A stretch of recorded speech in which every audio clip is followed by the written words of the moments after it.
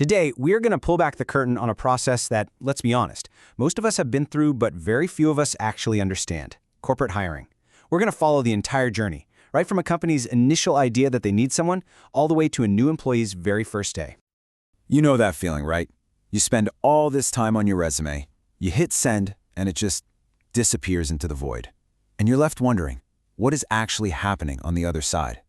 Is a real person looking at this? Is it some kind of algorithm?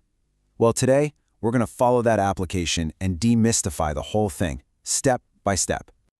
So this whole journey actually starts long before you even see a job ad. It all begins when a company realizes, hey, we have a gap here.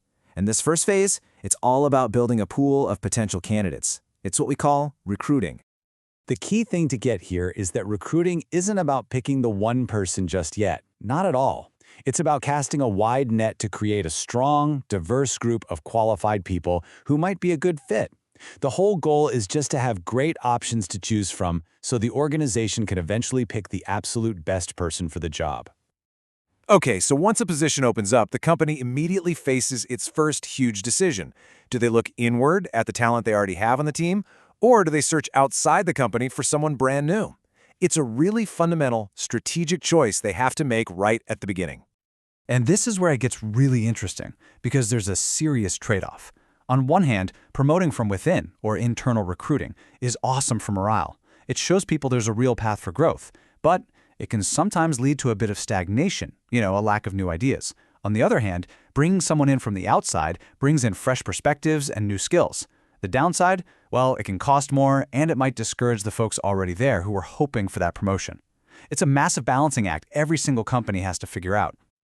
All right, the applicant pool is full. Now for the really hard part, narrowing all those people down to just one hire. And this isn't just a single decision. Oh no, it's more like a gauntlet, a whole series of steps designed to filter out candidates at each stage. Let's take a look at what that path looks like. In this flowchart, it lays out the typical path almost perfectly. Just think of it as a series of gates. At each gate, some applicants get filtered out, while only the strongest candidates get to move on to the next one.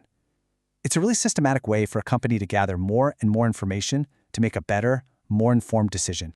So the whole thing kicks off with the basics, your application. Right here, the company is really just checking if you meet the bare minimum qualifications. If you do, congrats, you move on. The next gate is often a series of employment tests, which are designed to measure specific skills or even personality traits. And if you pass those, you'll likely land an interview. That's the company's big chance to finally meet you and see what you're all about.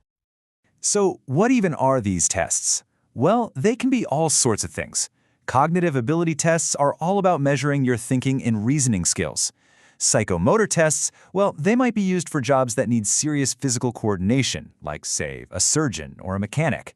And then you have personality tests, which try to figure out if your personal traits are a good match for the job and, just as importantly, the company's culture. Now, if you make a great impression in your interviews, you are in the home stretch. The company will then probably check your references to double-check your background and hear what your old bosses have to say. If all of that feedback is glowing, the final decision gets made, and with any luck, a job offer finally comes your way. Now, you'd think with a process this elaborate, companies would get it right every single time. But they don't.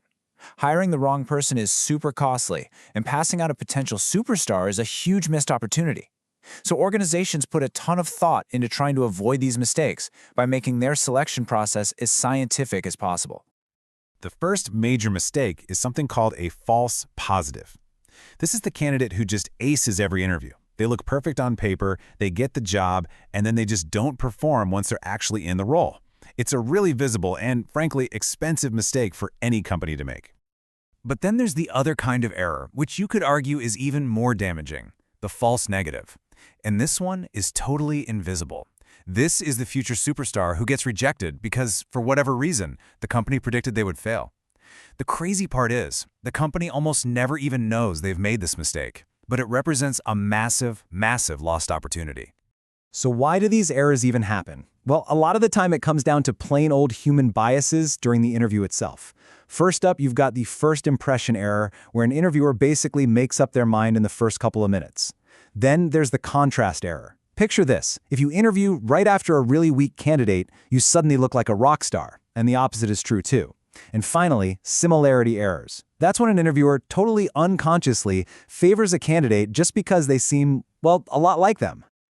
To fight all these biases, companies focus on two really important principles. The first one is reliability. A selection tool, whether it's a test or an interview method, is reliable if it's consistent. Think about it like a bathroom scale. If you step on it 3 times in a row and get 3 wildly different weights, that scale is not reliable. A good hiring tool has to give similar results for the same candidate under the same conditions. But being consistent just isn't enough. The second principle, and honestly the most important one, is validity. A tool is valid if it actually measures what it's supposed to measure. For hiring, that means one thing. Can it accurately predict who will be good at the job? A fun personality quiz might be really reliable. You get the same result every time. But if it doesn't predict who will be a great accountant, it has zero validity for hiring one. So, the offer has been made, it's been accepted, the journey is over, right? Well, not quite. The whole hiring process is a huge investment of time and money, and now the company needs to protect that investment. And that brings us to the final stage, training and development. This is really where the new employee learns the ropes, and it can happen in a bunch of different ways. You've got the classic on-the-job training, basically learning by doing. You've got more structured apprenticeships that might mix that hands-on work with formal classes. And of course, you've got your traditional lectures and all kinds of modern computer-based training. But whatever method they use, the goal is always the same. Turn that promising new hire into a valuable, productive member of the team. And that brings our little journey to a close.